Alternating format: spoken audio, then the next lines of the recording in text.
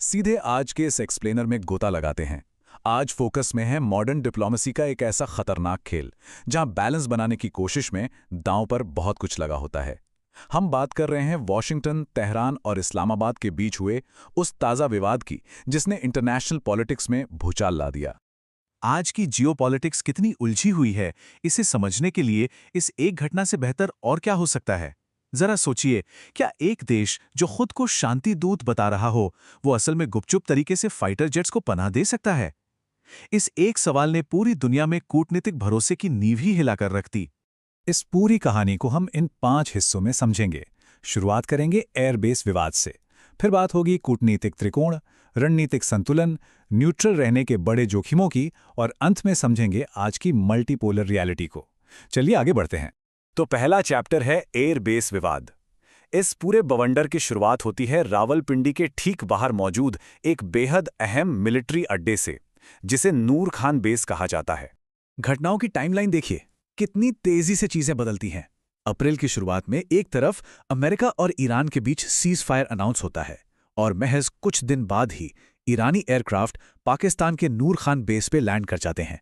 इसके तुरंत बाद अमेरिकन इंटेलिजेंस से लीक सामने आते हैं, और देखते ही देखते एक नाजुक सी शांति प्रक्रिया एक बहुत बड़े ग्लोबल स्कैंडल में तब्दील हो जाती है।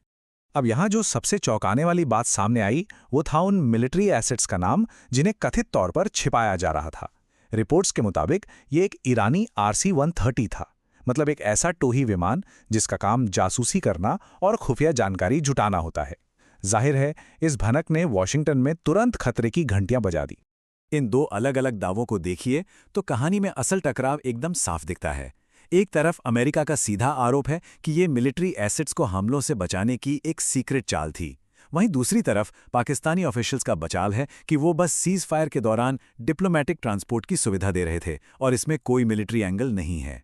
अब आते हैं दूसरे हिस्से पर, यानी कूटनीतिक त्रिकोण। इस ताज़ा विवाद से थोड़ा पीछे हटकर इसमें शामिल देशों की हिस्ट्री समझना बहुत ज़रूरी है, ताकि ये समझ आ सके कि इन आरोपों का वजन इतना ज़्यादा क्यों है। असल में मुद्दा ये है कि इस्लामाबाद का अमेरिका के साथ एक बहुत लंबा और गहरा मिलिट्री इतिहास रहा है, चाहे वो कोल्ड वॉर हो या फिर वॉर ऑन टेरर। लेकिन साथ ही उसे अपने पड़ोसी देश ईरान के साथ भी बॉर्डर सिक्योरिटी और ट्रेड के लिए शांतिपूर्ण रिश्ते बनाए रखने पड़ते हैं। मतलब ये एक तरह से तलवार की धार पर चलने जैसा है। इस पूरी घटना के समय इस्लामाबाद ने खुद को ठीक इसी डिप्लोमैटिक कॉन्डुइट यानी एक मध्यस्थ के भूमिका में रखा था, दो विरोधी पक्षों के बीच एक पुल बनने की कोशिश। लेकिन सोचिए, ठीक इसी प्रोसेस के बीच विदेशी मिलिट्री विमानों की अचानक एंट्री हो जाए तो अमेरिका का भरोसा तो टूटेगा ही ना। आगे बढ़ते हैं तीसरे पॉइंट की तरफ, जो है रणनीतिक संतुलन। चलिए इस बड़ी पहेली को थोड़ा और डिकोड करते हैं कि आखिर क्यों कोई देश अपने पड़ोसी को खुश करने के चक्कर में एक सुपर पावर को नाराज करने का रिस्क लेगा। हथियारों की सप्लाई का ये डेटा इस पजल का एक बहुत क्रिटिकल पीस है। पाकिस्तान के 80% से ज्यादा हथियार अकेले चीन से आते हैं, और चूंकि चीन ईरान का सबसे बड़ा इंटरनेशनल बैकअप है, इसलिए बीजिंग पर इस भारी निर्भरता ने इस्लामाबाद के लिए इस पूरी मध्यस्थता को बेहद पेचीदा और मजबूर करने वाला बना दिया। अब एक तरफ तो मध्यस्थ पर विमानों को छिपाने को लेकर सवाल उठ रहे थे, और दूसरी तरफ एक्चुअल शांति प्रक्रिया ताश के पत्तों की तरह ढह रही थी। ईरान की भारी भरकम मांगें सिरे से खारिज कर दी गईं, और नतीजा ये हुआ कि यूएई में ईरानी ड्रोन हमलों के साथ ही रीजनल क्लैशेस फिर से शुरू हो गए। यही हमें लाता है हमारे चौथे पॉइंट पर, तटस्थता के जोखिम। ग्लोबल स्टेज पर, और वो भी जब बात दो राइवल सुपर पावर्स की हो, तो दोनों नावों पर एक साथ पैर रखने के नतीजे बहुत ही गंभीर और तुरंत देखने को मिलते हैं। सेनेटर लिंडसे ग्राहम जैसे बड़े अमेरिकी राजनेताओं के इस सख्त रिएक्शन को देखिए। इससे साफ पता चलता है कि जब न्यूट्रलिटी को ही किसी तरफदारी या बायस का पर्दा मान लिया जाए तो डिप्लोमैटिक ट्रस्ट कितनी जल्दी गायब हो जाता है। दशकों पुराने रिश्तों की भी पूरी तरह से समीक्षा होने लगती है।